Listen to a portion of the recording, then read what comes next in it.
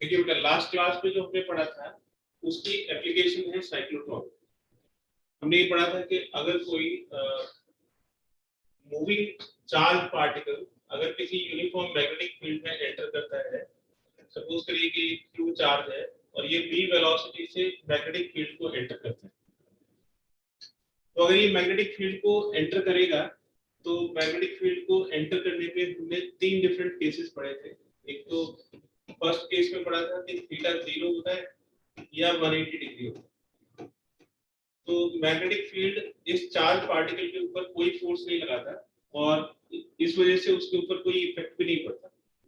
तो अगर ये सिचुएशन होती है कि चार्ज पार्टिकल v वेलोसिटी से मैग्नेटिक फील्ड के साथ 0 डिग्री बनाए या चार्ज पार्टिकल उसके साथ 180 डिग्री बनाए, तो इस पे नेट फोर्स 0 होगा और इसलिए इसकी वेलोसिटी के ऊपर मैग्नेटिक फील्ड का कोई इफेक्ट नहीं होगा।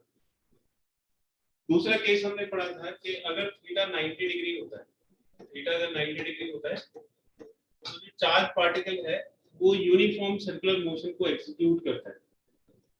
तो जो चार्ज पार्टिकल है वो यूनिफॉर्म सर्कुलर मोशन को एग्जीक्यूट करता है और जो नेट फोर्स है यानी कि QVB sin theta sin 90 degree वो सेंट्रीपिटल फोर्स प्रोवाइड करता है। तो sin 90 तो 1 हो गया, तो QVB is equal to mv square upon r के इक्वल होगा। b से इसकी एक बार कैंसिल हो जाएगी और r की वैल्यू हो जाएगी mv अपॉन qv।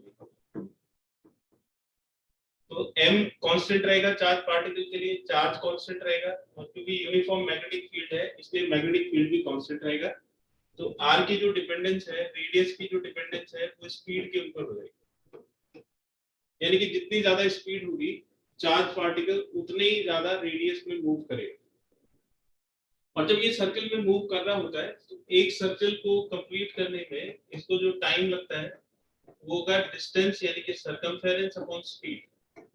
स्पीड की अगर वैल्यू निकालें तो v हो जाएगा qb r/m या r की वैल्यू डाल दीजिए mv अपॉन qb, तो ये 2 पाई अपॉन v और r की वैल्यू हो जाएगी mv अपॉन qb। तो ये v से v कैंसिल हो जाएगा और ये 2 पाई m अपॉन qb के इक्वल हो जाएगा। तो जो टाइम पीरियड है that is equal to 2 pi m upon qb and this time period is a constant. और टाइम पीरियड के रेसिप्रोकल को हम फ्रीक्वेंसी बोलते हैं, तो फ्रीक्वेंसी 1 अपॉन t के इक्वल हो जाएगा यानी कि qb अपॉन 2 पाई m के इक्वल होगा। तो ये वाला जो कॉन्सेप्ट है 90 डिग्री वाला कॉन्सेप्ट, ये कॉन्सेप्ट है प्रिंसिपल ऑफ साइक्लोट्रॉन। इसी के ऊपर साइक्लोट्रॉन मशीन बनाई गई है। तो ये जो सारी चीज है ये प्रिंसिपल में आएगा। साइक्लोट्रॉन क्या होता है? साइक्लोट्रॉन एक डिवाइस होता है जो चार्ज पार्टिकल को बहुत हाई स्पीड तक एक्सेलरेट करता है। तो आप ये जो पूरी थ्योरी जो कल हमने theta is equal to 90 degree में पढ़ी थी वो सारी थ्योरी आप साइक्लोट्रॉन के प्रिंसिपल में लिखोगे, है ना? तो ये साइक्लोट्रॉन का प्रिंसिपल आ जाएगा। ठीक है, फिर इसका कंस्ट्रक्शन देखते हैं। इसका कंस्ट्रक्शन क्या होगा, इस पे किस किस चीज का सेटअप करेंगे। तो मैग्नेटिक फील्ड की जरूरत पड़ेगी, तो उसके लिए हम दो मैग्नेट्स इलेक्ट्रोमैग्नेट्स यूज करते हैं। ठीक है, तो एक ऊपर नॉर्थ पोल इलेक्ट्रोमैग्नेट का और नीचे इलेक्ट्रोमैग्नेट का साउथ पोल। तो उससे क्या होगा कि यहाँ पे नॉर्थ से साउथ पोल की तरफ एक मैग्नेटिक फील्ड आ जाएगा। ठीक है, तो यहाँ पे एक यूनिफॉर्म मैग्नेटिक फील्ड जनरेट होता है नॉर्थ पोल और साउथ पोल के बीच। उन दोनों के बीच में दो हॉलो इवैक्यूएटेड चैम्बर्स लगे हुए होते हैं। जो हॉलो इवैक्यूएटेड चैम्बर्स होते हैं वो डी की शेप के होते हैं। ठीक है, वो इस तरह के बॉक्स टाइप की स्ट्रक्चर होती है, इस हेमिस्फेरिकल इस तरह के बॉक्स होते हैं। ठीक है, ये दो डीज होती है, आपको यहाँ डायग्राम में दिख रही होगी। ये बीच में से हॉलो होते हैं और इनके अंदर से एयर भी निकाली हुई होती है। तो ये इवैक्यूएटेड चैम्बर्स होता है और इनको हम इलेक्ट्रोड्स चैम्बर भी बोलते हैं।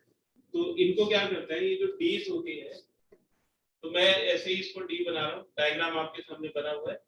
ये दो डीज हो गए और इन पे एक मैग्नेटिक फील्ड है परपेंडिकुलरली इनवर्स, अंदर की तरफ मैग्नेटिक फील्ड। ठीक है, ये रेड पेन से मैंने यहाँ पे बनाया हुआ है, ऊपर से लेके नीचे की तरफ है। इसको आप क्रॉस से भी बना सकते हो। तो इसके अंदर मैग्नेटिक फील्ड है। अब इलेक्ट्रिक फील्ड जनरेट करने के लिए हम इसको एक एसी ऑसिलेटर से कनेक्ट कर देते हैं। ये एक एसी ऑसिलेटर है जो इसको इलेक्ट्रोड बनाता है, जो इसके अंदर पोटेंशियल डिफरेंस क्रिएट करता है। एसी को समझिए, एसी एक ऐसी करंट होती है जो टाइम के रिस्पेक्ट में अपने मैग्नीट्यूड को चेंज करती है और डायरेक्शन को। तो ये आधा टाइम इंटरवल हो गया t/2। एक वायर के अंदर इसकी डायरेक्शन सपोज करिए कि ए से लेके बी तक, ए से बी की डायरेक्शन को हमने पॉजिटिव डायरेक्शन से डिनोट किया, और ये 0 से लेके मैक्सिमम वैल्यू तक जाती है, फिर मिनिमम तक आती है, ये पॉजिटिव डायरेक्शन। फिर ऐसे ही इसकी डायरेक्शन ऑपोजिट हो जाती है दूसरे हाफ में। तो t/2 से t तक इसकी जो करंट की डायरेक्शन है वो ऑपोजिट हो जाएगी, और फिर वो b से लेके a की तरफ हो जाएगी, तो उसको हम नेगेटिव डायरेक्शन से डिनोट करेंगे। तो आधे टाइम इंटरवल में ये वायर में a से लेके b तक तरफ जाएगी, और दूसरे आधे इंटरवल में ये b से लेके a की तरफ जाएगी, यानी कि ये फिर a की तरफ, a से b की तरफ, फिर b से a की तरफ। तो ये जो ऑल्टरनेटिंग करंट है ये अपनी डायरेक्शन को चेंज करती रहती है, जिसकी वजह से ये जो डीज हैं इनकी पोलैरिटी भी चेंज होती रहती है। सपोज करिए कि जब ये एंड पॉजिटिव पे होगा और ये नेगेटिव पे होगा, तो इलेक्ट्रिक फील्ड पॉजिटिव से नेगेटिव की तरफ होगा, ठीक है। फिर कुछ देर के बाद जब इसका हाफ टाइम पीरियड खर्च हो जाएगा, उसके बाद ये जो दूसरा हाफ आएगा उसमें ये पॉजिटिव हो जाएगा दूसरे वाले डी, और जो पहले वाली डी है वो नेगेटिव पोटेंशियल पे आ जाएगी। उससे क्या होगा कि इसकी जो इलेक्ट्रिक फील्ड है उसकी डायरेक्शन चेंज हो जाएगी, फिर ये पॉजिटिव से नेगेटिव की तरफ होगा ऐसे। तो जो इलेक्ट्रिक फील्ड है उसकी जो डायरेक्शन है वो चेंज होती रहती है, ठीक है। ये जो गैप है, जिस डीज के बीच में जो गैप है, इसको बोलते हैं एक्सेलरेशन गैप। Acceleration gap. इस गैप का नाम एक्सेलरेशन गैप क्यों? क्योंकि ये जो गैप है ये चार्ज पार्टिकल को एक्सेलरेट करने का काम करता है, यानी कि ये वाला गैप है जिसके अंदर जो चार्ज पार्टिकल है वो एक्सेलरेट होता है। एक्सेलरेट क्यों होता है? क्योंकि उसके अंदर इलेक्ट्रिक फील्ड होता है। तो ये वाला जो इलेक्ट्रिक फील्ड है ये चार्ज को एक फोर्स लगाता है QE, उससे इसको एक्सेलरेशन मिलेगा F/m के बराबर, और ये चार्ज को एक्सेलरेट करेगा। तो क्योंकि इलेक्ट्रिक फील्ड पॉजिटिव से नेगेटिव की तरफ होगा, तो ये जो गैप है डीज के बीच में, यहीं पे इलेक्ट्रिक फील्ड मिलेगा, और उस इलेक्ट्रिक फील्ड में वेलोसिटी इंक्रीज होगी। और अगर वेलोसिटी इंक्रीज होती है तो मैग्नेटिक फील्ड उसकी रेडियस को भी बढ़ाएगा। जो charge particle uniform magnetic field के अंदर 90 डिग्री पे एंटर कर रहा है, और जो चार्ज पार्टिकल है वो हमेशा मैग्नेटिक फील्ड के साथ 90 डिग्री का एंगल बनाएगा। क्यों बनाएगा?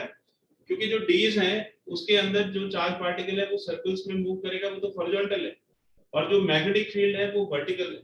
इसलिए हॉरिजॉन्टल वेलोसिटी चाहे किसी भी प्लेन में किसी भी डायरेक्शन में रहेगी, मैग्नेटिक फील्ड उसके हमेशा परपेंडिकुलर रहेगा। और वेलोसिटी अगर मैग्नेटिक फील्ड के परपेंडिकुलर रहेगा हमेशा, तो उसका मतलब है कि वो हमेशा सर्कुलर मोशन को एग्जीक्यूट करेगा। तो डी के अंदर जो चार्ज पार्टिकल है वो हमेशा सर्कुलर मोशन को एग्जीक्यूट करेगा।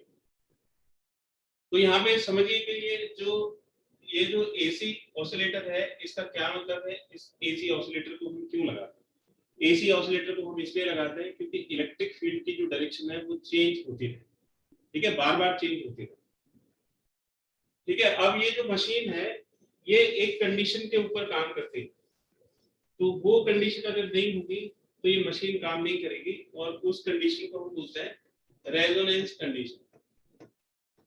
Resonance condition. ये रेजोनेंस कंडीशन क्या होगी? देखिए, जैसे ये जो एसी ऑसिलेटर है इसने ये एक ऑसिलेशन हमने कंप्लीट किया, फिर ये दूसरा ऑसिलेशन कंप्लीट किया, और फिर ये तीसरा ऑसिलेशन कंप्लीट किया। इस तरह से सपोज करिए कि इसकी फ्रीक्वेंसी 100 है, तो इसका मतलब है कि ये 100 हर्ट्ज की फ्रीक्वेंसी वाला एसी ऑसिलेटर है। तो इसका ये मतलब हुआ कि एक सेकंड में इस तरह के, जैसे ये एक ऑसिलेशन हो गया, फिर ये दूसरा ऑसिलेशन हो गया, फिर ये तीसरा ऑसिलेशन हो गया, इस तरह से जब 100 ऑसिलेशन हो जाएंगे तो एक सेकंड कंप्लीट होगा। ये एसी की फ्रीक्वेंसी का मतलब है। तो फ्रीक्वेंसी 100 हर्ट्ज है, ये उसका मतलब है, ठीक है।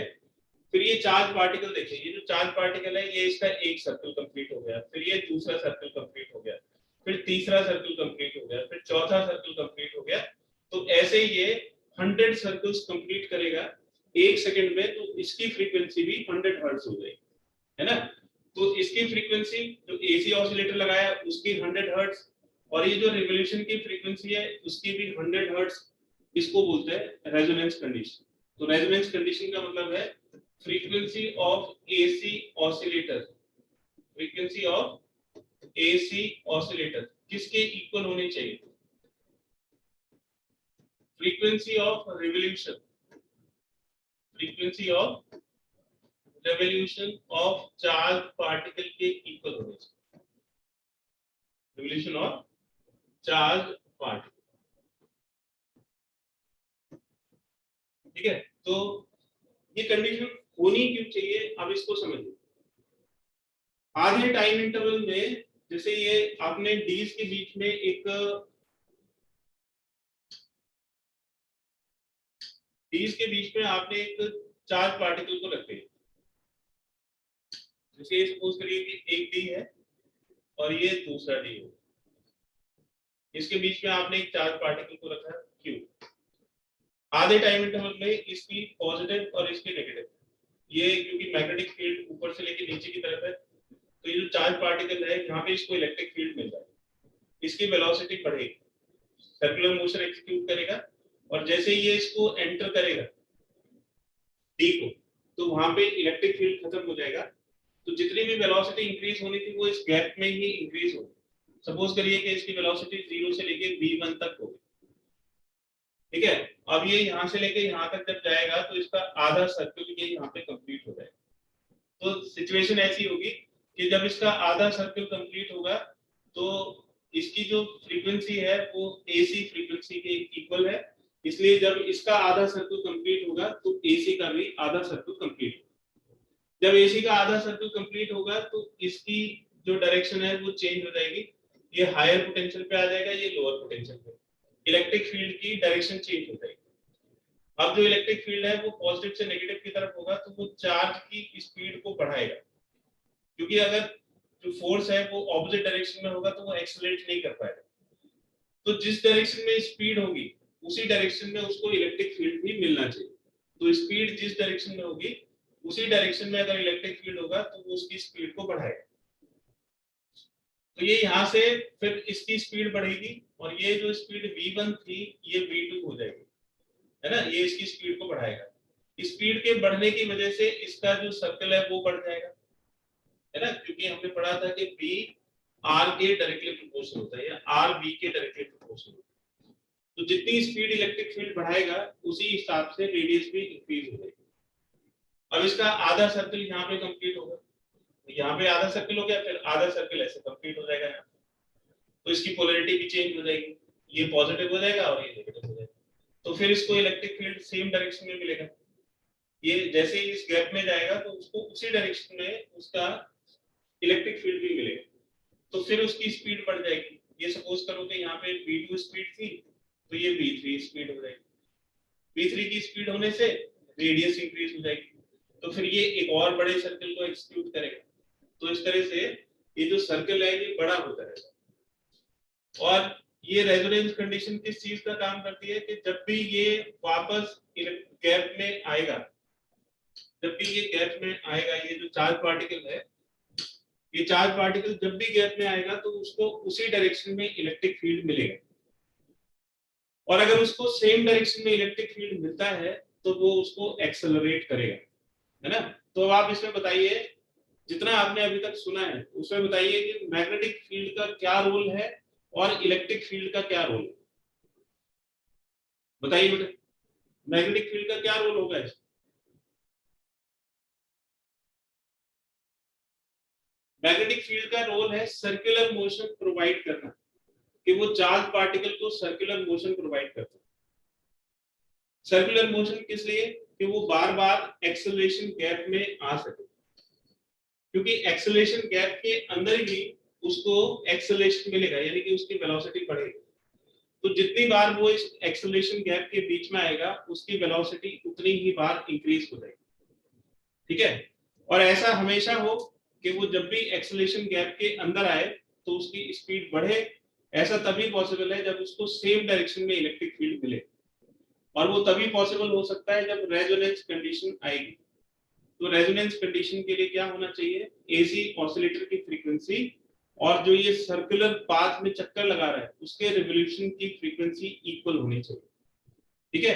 तो क्या होगा कि जब भी इसका आधा साइकिल कंप्लीट होगा, जैसे यहाँ से आधा साइकिल कंप्लीट हुआ तो उसको इलेक्ट्रिक फील्ड सेम डायरेक्शन में मिलेगा, वो उसकी स्पीड को बढ़ाएगा। फिर जब उसका आधा साइकिल मिलेगा, आधा साइकिल कंप्लीट होगा तो फिर उसी डायरेक्शन में उसको इलेक्ट्रिक फील्ड मिलेगा। तो उसके लिए ये रेजोनेंस कंडीशन होनी चाहिए, यानी कि फ्रीक्वेंसी ऑफ एसी ऑसिलेटर इसके इक्वल होना चाहिए frequency of revolution of charge particle के इक्वल होना चाहिए। तो इसमें जो मैग्नेटिक फील्ड है उसका काम है सर्कुलर मोशन प्रोवाइड करना, और इलेक्ट्रिक फील्ड का काम है एक्सेलरेट करना। इलेक्ट्रिक फील्ड एक्सेलरेट तभी कर सकता है जब वो वेलोसिटी की डायरेक्शन में हो, और उसके लिए रेजोनेंस कंडीशन कंपलसरी है। ठीक है बेटा, तो रेजोनेंस कंडीशन का मतलब आपको समझ में आ गया। ये आप अच्छी तरह से समझ लीजिए, एक बार इसको आप लिख लोगे, मैं इसका पीडीएफ आपको शेयर कर दूंगा। एक बार इसकी पूरी थ्योरी अच्छी तरह से समझ लीजिए, तो फिर इसको नोट कर लीजिएगा। ठीक है, तो आज आप घर पे नोट कर लीजिएगा, क्योंकि ये थ्योरी है, इसमें पूरा टाइम लगने वाला है, तो उतना टाइम हम इसको समझने में ही लगा लेते। तो हर एक चीज का रोल समझिए।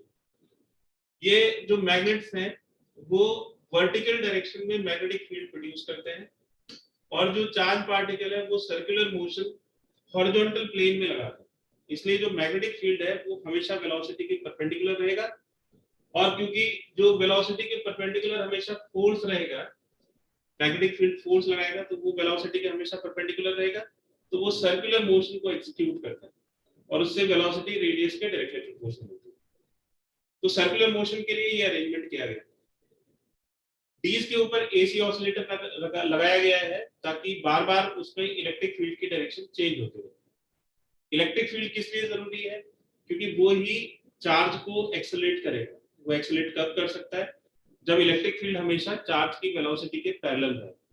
उसके लिए किस चीज की जरूरत होती है, उसके लिए रेजोनेंस कंडीशन की जरूरत होती है।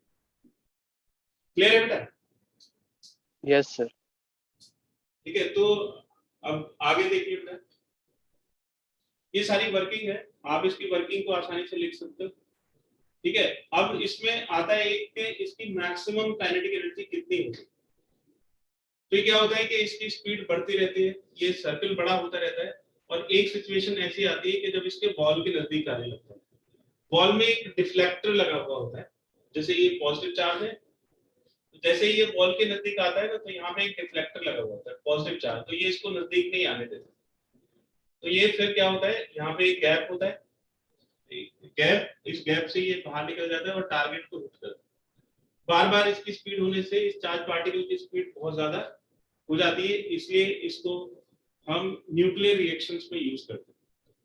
तो चार्ज पार्टिकल्स को बहुत हाई स्पीड से न्यूक्लियर रिएक्शंस में बम्बार्ड किया जाता है, इसलिए इसकी स्पीड की बहुत जरूरत होती है। ठीक है, तो इसमें पूछा जाता है कि what is maximum kinetic energy of charge particle, charge particle की मैक्सिमम काइनेटिक एनर्जी कितनी होगी। तो देखिए, ये जो रेडियस है इसकी मैक्सिमम वैल्यू कितनी होगी। ये जो सर्कुलर पार्ट, ये रेडियस बढ़ता जा रहा है, ये पहले पार्ट का रेडियस हो गया, फिर ये दूसरे पार्ट का रेडियस हो गया, फिर ये तीसरे सर्कल का रेडियस हो गया, ये चौथे सर्कल का रेडियस हो गया, ये पांचवें सर्कल का रेडियस हो गया। इस तरह से रेडियस की वैल्यू बढ़ती चली जाती है। रेडियस की जो मैक्सिमम वैल्यू होगी, क्या इसकी रेडियस डी की रेडियस से भी बड़ी हो सकती है? No sir. डी के अंदर तो ये चक्कर ही लगा रहे हैं, तो इसकी जो मैक्सिमम रेडियस है वो किसके बराबर होगा, रेडियस ऑफ डी के बराबर होगा। तो डी का जितना रेडियस है वो इसकी मैक्सिमम वैल्यू होगी। ठीक है, यानी कि जब ये बाहर निकलेगा तो इसकी जो काइनेटिक एनर्जी है वो मैक्सिमम होगी, और जो काइनेटिक एनर्जी है वो किसके ऊपर डिपेंड करती है, तो काइनेटिक एनर्जी की जो मैक्सिमम वैल्यू है वो हो जाएगी half M V maximum square. तो जब ये बाहर निकलेगा तो इसकी जो वेलोसिटी है वो मैक्सिमम होगी। वेलोसिटी का क्या फॉर्मूला होगा, तो हमने ये फॉर्मूला निकाला था, r is equal to mv upon qb।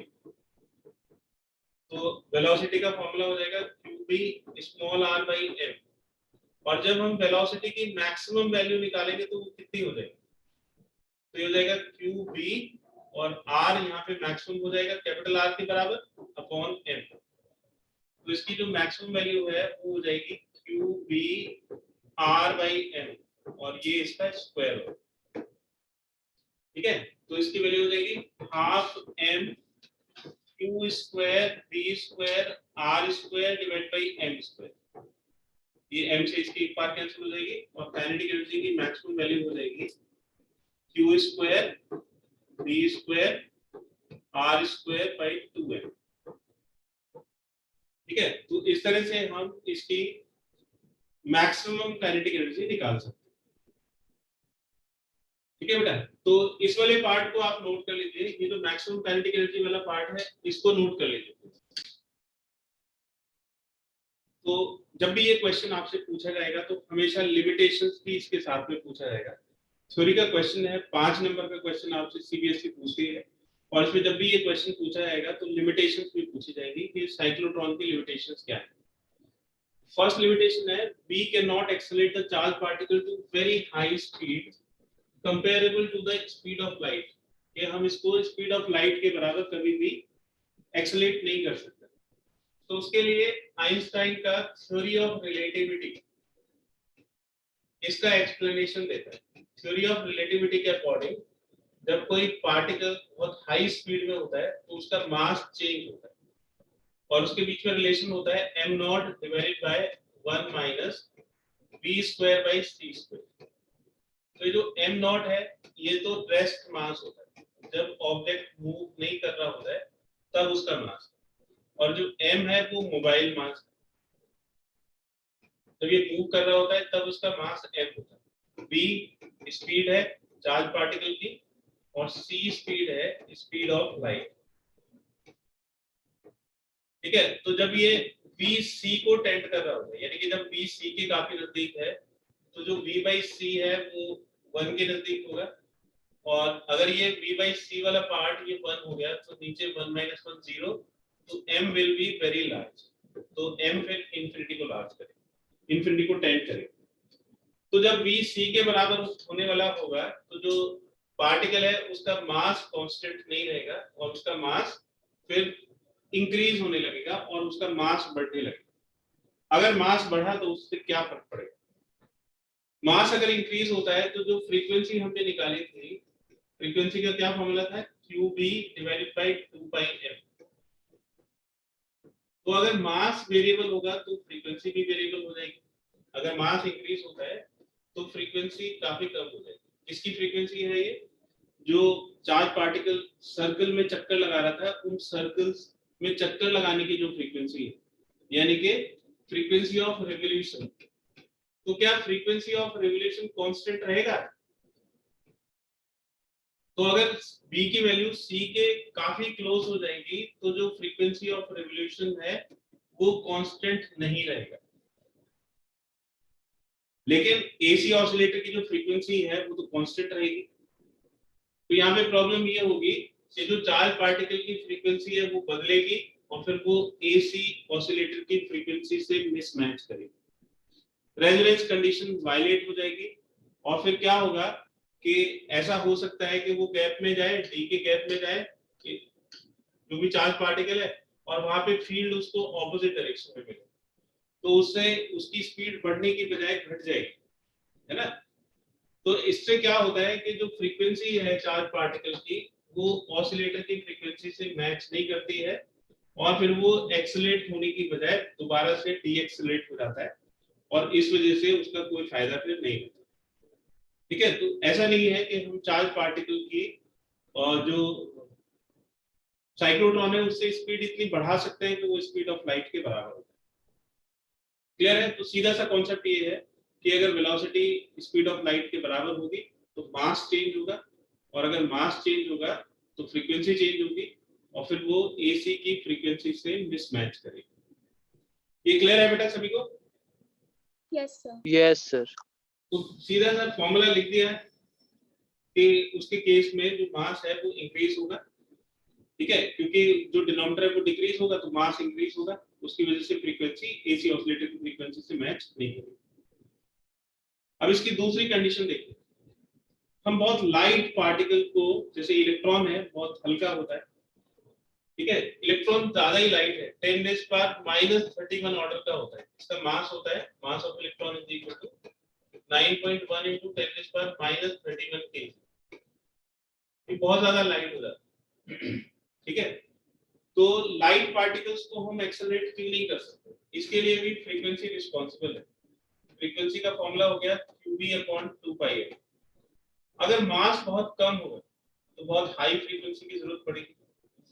जैसे अगर आपको एक इलेक्ट्रॉन को ऑसिलेट करना है तो 10⁻14 हर्ट्ज की फ्रीक्वेंसी की रिक्वायरमेंट होगी, और इतनी हाई फ्रीक्वेंसी का ऑसिलेटर हम नहीं बना सकते। यानी कि हम जो एसी ऑसिलेटर है उसको इतनी हाई फ्रीक्वेंसी का ऑसिलेटर बनाना हमारे लिए पॉसिबल नहीं। तो जो ज्यादा लाइट पार्टिकल्स हैं जैसे इलेक्ट्रॉन्स हो गए, उनको हम एक्सेलरेट नहीं कर सकते हैं, क्योंकि उसके लिए एसी की फ्रीक्वेंसी की बहुत ज्यादा जरूरत पड़ेगी, और उतनी हाई फ्रीक्वेंसी का एसी ऑसिलेटर बनाना प्रैक्टिकली पॉसिबल नहीं। ठीक है बेटा, तो जो लाइट पार्टिकल्स हैं उनको हम एक्सेलरेट नहीं कर सकते। तीसरी चीज, we can not accelerate uncharge particles, क्योंकि सारा खेल तो चार्ज का ही है। मैग्नेटिक फील्ड चार्ज के ऊपर फोर्स लगा के उसको सर्कुलर मोशन में मूव कराता है। अगर चार्ज ही नहीं होगा तो उसको फोर्स कहां से मिलेगा, और फोर्स नहीं मिलेगा तो फिर वो साइकिल्स में मूव नहीं कर सकता है, ना इलेक्ट्रिक फील्ड उसके ऊपर फोर्स लगा सकता है। ठीक है, तो तीसरी इसकी कंडीशन है कि हम अनचार्ज पार्टिकल्स को एक्सेलरेट नहीं कर सकते हैं, जैसे न्यूट्रॉन्स। ठीक है, आउट ऑफ, अगर आपसे बोला जाता है कि electrons, neutrons, alpha particles, beta particles में से हम किसको एक्सेलरेट कर सकते हैं? इलेक्ट्रॉन्स तो लाइट हो गए इसलिए नहीं कर सकते, न्यूट्रॉन्स को नहीं कर सकते क्योंकि वो अनचार्ज है, बीटा पार्टिकल्स भी बहुत हल्के होते हैं, वो भी इलेक्ट्रॉन्स ही होते हैं, तो बीटा पार्टिकल्स को भी एक्सेलरेट नहीं कर सकते। तो किसको एक्सेलरेट कर सकते हैं? अल्फा पार्टिकल्स को ही हम एक्सेलरेट कर सकते हैं। ठीक है, तो इसमें ये जब भी ये क्वेश्चन पूछा जाएगा तो आपसे हमेशा लिमिटेशंस भी पूछे जाएंगे। ठीक है, तो ये पीडीएफ में आपको शेयर कर दूंगा, आप इसको लिखिएगा, कोई चीज अगर नहीं आती है तो पूछिएगा। ठीक है, अब आगे हम चलते हैं, नेक्स्ट पार्ट है force on a current carrying conductor. अगर किसी करंट कैरिंग कंडक्टर को हम मैग्नेटिक फील्ड के अंदर रखते हैं तो उस पर कितना फोर्स लगता है उसको देखिए। Force on a current carrying conductor,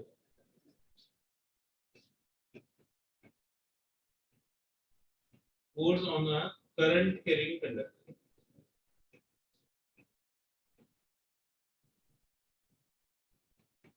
placed in a uniform magnetic field,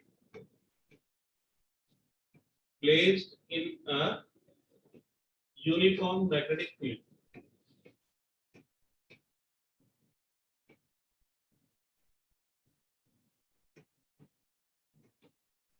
तो इसमें आपको एक यूनिफॉर्म मैग्नेटिक फील्ड मिलेगा। जैसे सपोज करिए कि यूनिफॉर्म मैग्नेटिक फील्ड है और इसमें एक कंडक्टर मिलेगा, ये जैसे कंडक्टर है और ये कंडक्टर के भी करंट कैरिंग है, यानी कि इसमें करंट भी फ्लो हो रही है। तो इसमें जो करंट की डायरेक्शन है वो सपोज करिए कि ए से बी की तरफ, तो जो करंट है वो ए से बी की तरफ है। अब इस पे कितना फोर्स लगेगा?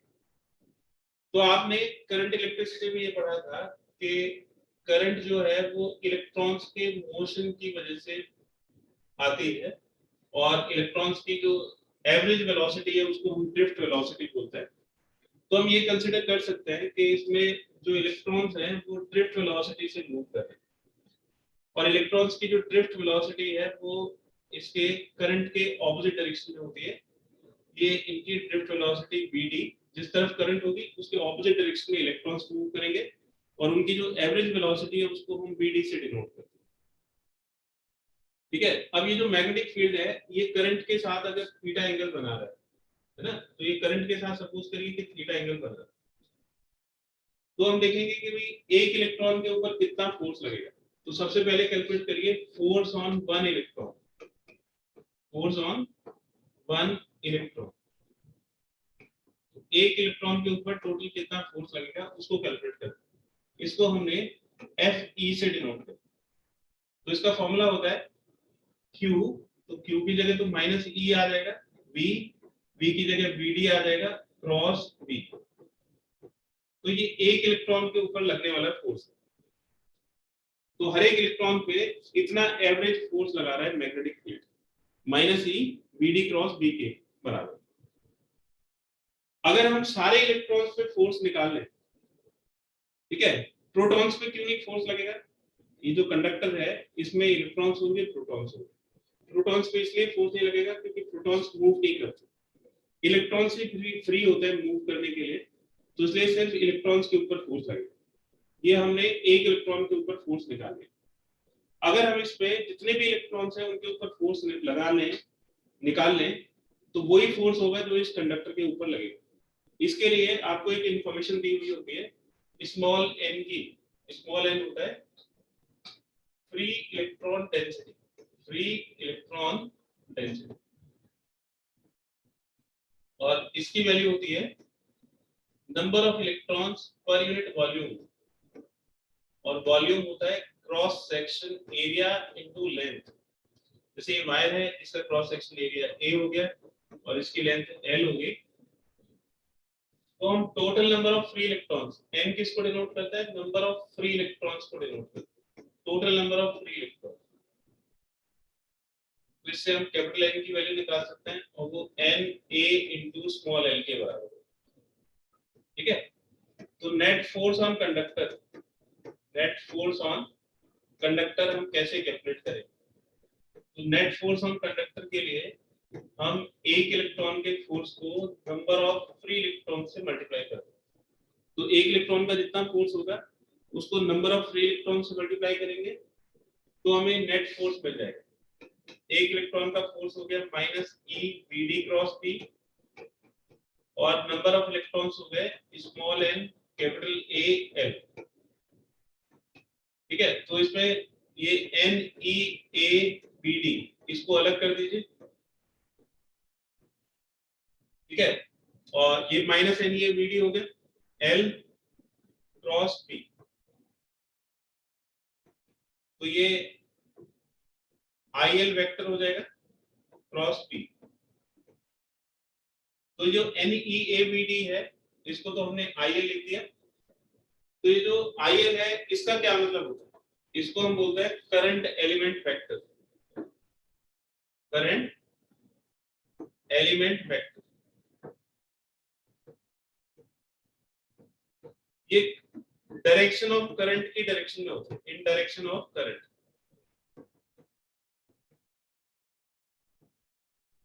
यानी कि VD और करंट की डायरेक्शन ऑपोजिट होती है, इसलिए ये माइनस साइन भी इसमें इंक्लूड हो गया। तो IL वेक्टर जो है उसकी वैल्यू हो जाएगी -NeABD L।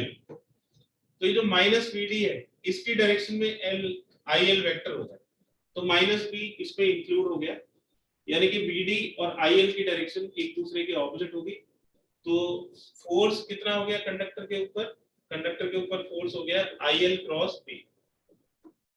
ठीक है, IL क्रॉस B किस तरफ फोर्स लगेगा बेटा? तो अगर IL क्रॉस B की तरफ फोर्स लग रहा है तो फोर्स की डायरेक्शन को देखिए। जैसे ये सपोज करिए कोई प्लेन है और इस प्लेन में ये कंडक्टर, इसकी करंट की डायरेक्शन इस तरफ है तो IL इस तरफ हो गया, और मैग्नेटिक फील्ड अगर इस तरफ है तो IL से B की तरफ जाओगे तो ये क्लॉकवाइज रोटेशन होगा, तो इस प्लेन में परपेंडिकुलरली नीचे की तरफ फोर्स लगेगा IL क्रॉस B। और अगर इसका मैग्नीट्यूड कैलकुलेट करोगे तो F की वैल्यू हो जाएगी ILB sin थीटा, इन दोनों के बीच का एंगल। ठीक है, तो फोर्स के मैग्नीट्यूड का फॉर्मूला हो गया ILB sin थीटा, और डायरेक्शन के लिए उसका एक्सप्रेशन है IL क्रॉस B। तो अगर किसी कंडक्टर को आप मैग्नेटिक फील्ड के अंदर रखते हो तो उस पे फोर्स कितना लगेगा? ILB sin थीटा फोर्स लगेगा, और वो फोर्स मैक्सिमम तब होगा जब थीटा 90 डिग्री होगा। तो फोर्स की मैक्सिमम वैल्यू किसके बराबर हो जाएगी? फोर्स की मैक्सिमम वैल्यू हो जाएगी ILB into 1 के बराबर, क्योंकि sin थीटा की जो मैक्सिमम वैल्यू है वो 1 होगी, और वो तब होगी जब थीटा 90 डिग्री के इक्वल हो। तो करंट कैरिंग कंडक्टर के ऊपर जो मैक्सिमम फोर्स है वो ILB के इक्वल लगेगा। इसको नोट करिए। दोनों के अंदर करंट्स हैं, दो स्टेट कंडक्टर्स हैं, उनके अंदर करंट है और वो एक दूसरे के पैरेलल भी। तो जैसे सपोज करिए कि ये कोई सपोज करो प्लेन है, ये हमने एक हॉरिजॉन्टल प्लेन कंसीडर कर लिया और इसमें हमने दो स्टेट कंडक्टर्स मार्क किए। ये एक स्टेट कंडक्टर है और इसमें जो करंट की डायरेक्शन है वो ऑपोजिट है और ये लॉन्ग स्टेट कंडक्टर्स हैं। एक दूसरा हमने एक और कंसीडर किया, ये दूसरा वायर है, इसके पैरेलल रखा हुआ है। तो एक वायर हो गया ए बी और दूसरा वायर हो गया सी डी। ये दोनों वायर्स एक दूसरे के पैरेलल है और वर्टिकल प्लेन में है और दोनों में सेम डायरेक्शन में करंट। ठीक है, तो ये क्या करेगा, जो स्ट्रेट कंडक्टर्स होते हैं, थोड़ा सा रिकॉल करिए, जैसे ये इनफाइनाइटली लॉन्ग स्ट्रेट कंडक्टर है तो इसकी r डिस्टेंस पे जो मैग्नेटिक फील्ड होगा उसका फार्मूला होता है mu naught I upon 2 pi r। ठीक है, ये फार्मूला हमने दो तरह से डिराइव किया, एक एम्पियर सर्किट लॉ से डिराइव किया था और दूसरा हमने गॉस थ्योरम, दूसरा बायो-सेवर्ट लॉ में इंटीग्रेशन यूज करके भी किया। तो इसमें मैग्नेटिक फील्ड आपको अलग से नहीं दिया हुआ होता है, इसमें एक वायर का मैग्नेटिक फील्ड दूसरे वायर के ऊपर फोर्स लगाता है और दूसरे वायर का मैग्नेटिक फील्ड पहले वायर के ऊपर फोर्स लगाता है। तो आप मुझे बताइए कि इसका जो मैग्नेटिक फील्ड होगा I1 का इस वाले पॉइंट पे, ये सपोज करिए कि कोई पॉइंट है, मान लीजिए कि P पॉइंट है, तो P पॉइंट पे जो मैग्नेटिक फील्ड है वो किस डायरेक्शन में होगा? इनवर्स डायरेक्शन में होगा, है ना, क्योंकि राइट साइड में इनवर्ट डायरेक्शन में, और जिस प्लेन में ये है उस प्लेन के परपेंडिकुलर। ठीक है, यानी कि ये मैग्नेटिक फील्ड की जो डायरेक्शन होगी वो इनवर्ट होगी। देखिए ये जैसे ये वायर है, इस वायर से ऐसे जाएगा, राइट साइड में मैग्नेटिक फील्ड अंदर की तरफ जाएगा, अंदर की तरफ वाली जो डायरेक्शन है उसको हम इस डायरेक्शन में दिखा सकते हैं, ये अंदर की तरफ वाली डायरेक्शन हो गई B1। ठीक है, क्योंकि जो हॉरिजॉन्टल प्लेन है उसकी अंदर वाली डायरेक्शन ये दूसरी डायमेंशन से दिखाई गई है। B1 की डायरेक्शन में किसी को कोई प्रॉब्लम है बेटा? No sir. ठीक है, तो ये जो B1 है ये अंदर की तरफ जाएगा। अब अंदर की तरफ कैसे बनाएंगे उसको हम इस वाली साइड के जो हॉरिजॉन्टल प्लेन है उस वाली साइड के पैरेलल बना देंगे। ये दिख तो रहा है थोड़ा साइड में, लेकिन ये परपेंडिकुलरली इनवर्ट है, मतलब आपके बोर्ड में अंदर की तरफ परपेंडिकुलर डायरेक्शन में घुस रहा है ये मैग्नेटिक फील्ड।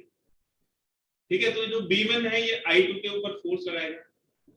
ठीक है, अब कितनी डायरेक्शन, कितनी लेंथ के ऊपर फोर्स लगाना है वो लेंथ हमने ये सपोज कर लिया, ये जो लेंथ है इस लेंथ को हमने dl सपोज कर लिया कि हमें dl लेंथ के ऊपर फोर्स लगाना है। तो जो पिंक कलर में है ये जो एक एलिमेंट हमने ले लिया, सपोज करिए कि ये एलिमेंट हो गया mn। तो ये जो mn एलिमेंट है इसकी लेंथ को हमने dl लिया और इसके ऊपर हम फोर्स निकाले। ठीक है, तो सबसे पहले हमने V1 की वैल्यू निकाली। V1 की वैल्यू हो जाएगी μ1 I अपॉन 2 पाई r। इन दोनों वायर्स के बीच की जो डिस्टेंस है इसको हम d ले लेते हैं, तो ये वाली जो डिस्टेंस है ये हो जाएगी d। तो जो डायरेक्शन है वो तो आपको दिख ही रही है और इसकी जो वैल्यू है वो म्यू नॉट I1 अपॉन 2 पाई d के बराबर हो जाएगा। तो पहले वायर का मैग्नेटिक फील्ड दूसरे वायर के ऊपर कितने डिग्री का एंगल बनाएगा? इसके साथ 90 डिग्री का एंगल बनेगा, तो ये एंगल 90 डिग्री का होगा। अब ये इसके ऊपर फोर्स लगाएगा। फोर्स की डायरेक्शन बताइए, B1 I2 के ऊपर जो फोर्स लगाएगा वो किस डायरेक्शन में होगा? मैं आपको फॉर्मूला बता देता हूं कि ये दूसरे वायर के ऊपर जो फोर्स लगेगा F21 है ना, वो किसकी वजह से लगेगा? I2 की वजह से। तो ये जो इसका लेंथ एलिमेंट वेक्टर है वो तो I2 dl हो गया और क्रॉस B1। तो I2 और B1 का जो क्रॉस है उसमें किस तरह का रोटेशन हो रहा है? अगर आप I2 dl से B1 की तरफ जाओगे तो किस तरह का रोटेशन है? क्लॉकवाइज। अगर ये क्लॉकवाइज किस तरफ से है? राइट हैंड साइड की तरफ से या लेफ्ट हैंड साइड की तरफ से? किस तरफ से आप क्लॉकवाइज देख रहे हो? Sir left. लेफ्ट से क्लॉकवाइज नहीं, राइट से क्लॉकवाइज। ठीक है, ये जो B1 है ये अंदर की तरफ है बेटा, और I2 से अगर आप यहाँ राइट में I2 वायर के राइट में जाओगे इस तरफ, तब आपको क्लॉकवाइज दिखेगा। अगर आप I1 की तरफ से देखोगे तो आपको कैसा दिखेगा? Anti clockwise. क्लॉकवाइज दिखेगा। तो अगर हम अब राइट से बात कर रहे हैं, हम ये जो क्लॉकवाइज देख रहे हैं ये राइट हैंड साइड की तरफ से देख रहे हैं, तो राइट हैंड साइड की तरफ से हमें क्लॉकवाइज डायरेक्शन में I से B1 की तरफ मिल रहा है, और क्लॉकवाइज रोटेशन अंदर की तरफ होता है या बाहर की तरफ?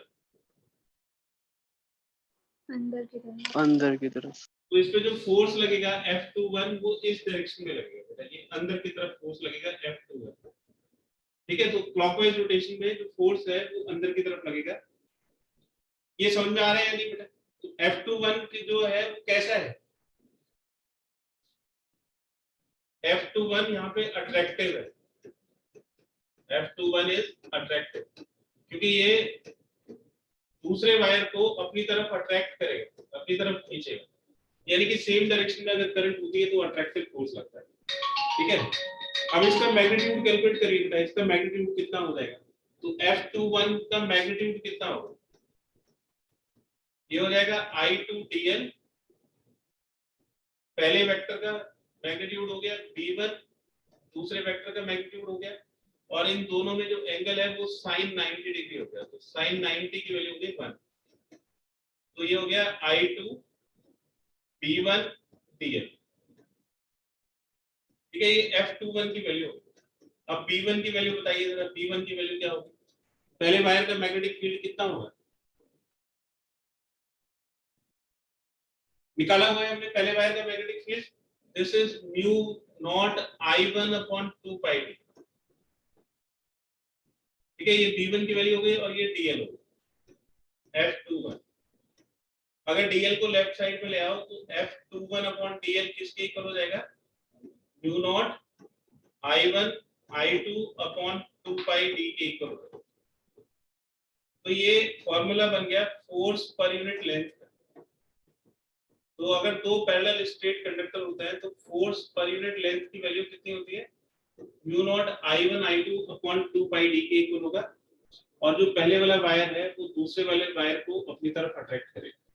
ठीक है, अब हम निकाल रहे हैं F12 की वैल्यू। F12 की वैल्यू कैलकुलेट करेंगे कि भाई पहले वाले वायर के ऊपर कितना फोर्स लगेगा। तो अब मुझे बताइए कि इस वाले पॉइंट पे, ये पॉइंट सपोज कर लीजिए कि कोई पॉइंट है P डैश, ये पॉइंट P था, ये P डैश हो गया। P डैश पे जो मैग्नेटिक फील्ड होगा I2 का वो किस डायरेक्शन में होगा? तो P डैश को देखिए, वो I2 के लेफ्ट साइड में पड़ रहा है या राइट साइड में? तो लेफ्ट। I2 के लेफ्ट में, और लेफ्ट साइड में अगर पड़ेगा तो मैग्नेटिक फील्ड किस डायरेक्शन में होगा बेटा? अपवर्ड्स। आउटवर्ड्स होगा, है ना? तो इस वाले जो मैग्नेटिक फील्ड होगा वो इस डायरेक्शन में होगा, बाहर की तरफ। तो ये जो B1 है ये तो बोर्ड में अंदर की तरफ जा रहा है, और ये जो B2 है ये बोर्ड से बाहर की तरफ आ रहा है। मतलब B1 परपेंडिकुलरली इनवर्ड्स डायरेक्शन को डिनोट कर रहा है, और जो B2 है वो परपेंडिकुलरली आउटवर्ड्स डायरेक्शन को डिनोट कर रहा है। ठीक है, I1 और B2 के साथ ये 90 डिग्री का एंगल। ठीक, फिर हमने इसमें ये dl लेंथ का एक एलिमेंट ले लिया। ठीक है, ये जो एलिमेंट है इसकी लेंथ dl होगी। अब आप देखिए कि अगर आप I1 से B2 की तरफ जाओगे तो रोटेशन कैसा होगा? राइट साइड से ही देखना है, इस तरह सर राइट साइड से एंटी क्लॉकवाइज। राइट साइड से एंटी क्लॉकवाइज होगा। एंटी क्लॉकवाइज में जो फोर्स है वो बाहर की तरफ लगेगा या अंदर की तरफ लगेगा? सर बाहर की तरफ। किस तरफ से बाहर की तरफ? जिस तरफ से देख रहे हैं बाहर किस तरफ होगा? इस तरफ। तो ये वाला फोर्स भी अट्रैक्टिव होगा। B2 की वैल्यू किसके बराबर होगी? What is B2? B2 का फॉर्मूला बताइए। म्यू नॉट I2 अपॉन 2 पाई d। तो इससे जब हम मैग्नेटिक फील्ड की वैल्यू निकालेंगे B2, तो इसकी वैल्यू हो जाएगी म्यू नॉट I2 अपॉन 2 पाई d। ये मैग्नेटिक फील्ड हो गया B2 की वैल्यू। अब ये जो B2 है वो I1 के ऊपर फोर्स लगाएगा, तो इसकी वैल्यू हो जाएगी F12, है ना? और ये कितना हो जाएगा? I1 dl क्रॉस B2 के बराबर होगा। तो यहाँ पे भी जो F12 है वो अट्रैक्टिव आ रहा है, F12 इज अट्रैक्टिव। तो सेम डायरेक्शन में अगर करंट होती है तो उसमें फोर्स है वो अट्रैक्टिव होता है। ये दोनों वायर एक दूसरे को अपनी तरफ खींचे, ठीक है बेटा। तो F12 की वैल्यू क्या हो जाएगी? F12 इज पहले वाले वेक्टर का मैग्नीट्यूड I1dl हो गया, दूसरे का B2 हो गया, और दोनों के बीच में 90 डिग्री का एंगल। तो जो sin 90 है उसकी वैल्यू 1 होगी, I2dl B2। तो I1dl B2 की वैल्यू डाल दीजिए तो ये हो जाएगा μ0 I2 अपॉन 2 पाई d। dl को लेफ्ट साइड में ले जाइए तो F12 upon dl, dl left side में चला गया तो μ0 I1 I2 अपॉन 2 पाई d के इक्वल होगा। तो F12 upon dl μ0 I1 I2 upon 2 पाई d के इक्वल। तो इसका फोर्स भी उसके फोर्स के बराबर होगा। तो F21 per unit length, F12 per unit length, दोनों का फॉर्मूला आ गया μ0 I1 I2 अपॉन 2 पाई d। अच्छा, अब ये बताइए कि ये कौन से बेसिक लॉ को फॉलो करता है? ये फिजिक्स के कौन से, ये जो फोर्स की डायरेक्शन है, ये फिजिक्स के कौन से बेसिक लॉ को फॉलो करता है? दोनों फोर्स एक दूसरे के इक्वल हैं और दोनों फोर्स एक दूसरे के ऑपोजिट है ना? Sir Newton third law. Newton third law. तो F21 and F12 are equal and opposite. तो ये जो दोनों हैं ये इक्वल भी हैं और ऑपोजिट भी हैं, ठीक है। तो therefore they follow Newton's third law। तो ये न्यूटन थर्ड लॉ को फॉलो करो।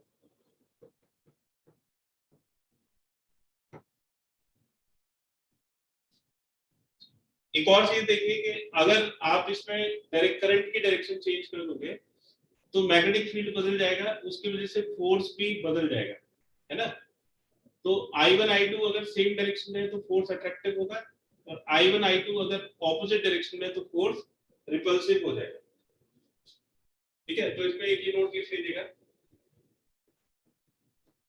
I1 and I2 are in same direction,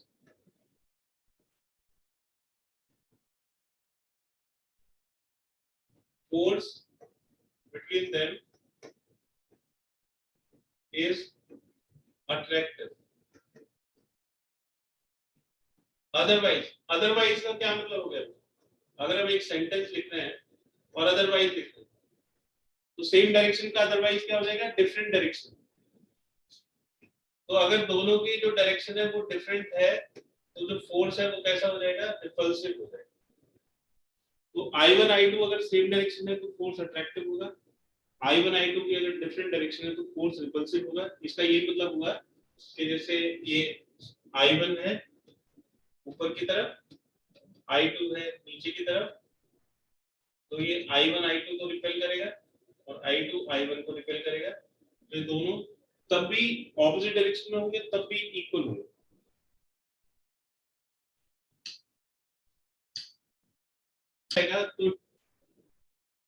तो डेफिनेशन ऑफ एम्पियर, तो जब भी दो स्ट्रेट कंडक्टर्स के बीच में आपसे फोर्स पूछा जाता है तो आप इस क्वेश्चन के साथ सीबीएसई हमेशा एम्पियर की डेफिनेशन भी पूछता है। तो जो फॉर्मूला है, जैसे ये दो स्ट्रेट कंडक्टर्स हो गए, आपने इसमें करंट की डायरेक्शन शो कर दी तो उसके अकॉर्डिंग फोर्स, अगर सेम डायरेक्शन में करंट है तो फोर्स अट्रैक्टिव होगा, डी फॉर्मूला लिख दिया कि ये फोर्स होगा। अब देखिए जिसको आप 1 मीटर ले सकते हो, जिसको यूनिट ले सकते हो, उसको हमने 1 यूनिट लिख दिया। डीएल 1 मीटर हो गया, डी 1 मीटर हो गया, दोनों में करंट 1 एम्पियर हो गया। उससे हमने इन सब की वैल्यूज को पुट करा तो μ0 की वैल्यू डालने के बाद जो फोर्स आया वो आ गया 2 × 10⁻⁻⁷ न्यूटन। अब इसको लैंग्वेज में लिखना है। तो दो स्ट्रेट कंडक्टर्स हैं, लॉन्ग है, मतलब इनफाइनाइटली लॉन्ग कंडक्टर्स हैं, carrying same current in same direction, are placed 1 metre apart, then it force. अब क्योंकि हमने सेम डायरेक्शन लिख दिया है तो यहाँ पे लिखेंगे फोर्स ऑफ अट्रैक्शन। तो उनके बीच में जो अट्रैक्शन का फोर्स है वो अगर 2 × 10⁻⁻⁷ न्यूटन पर यूनिट लेंथ आता है। पर यूनिट लेंथ इसलिए क्योंकि हमने डीएल को 1 मीटर लिया। तो उसमें जो करंट होगी कंडक्टर्स में, दोनों कंडक्टर्स में करंट 1 एम्पियर के बराबर होगी।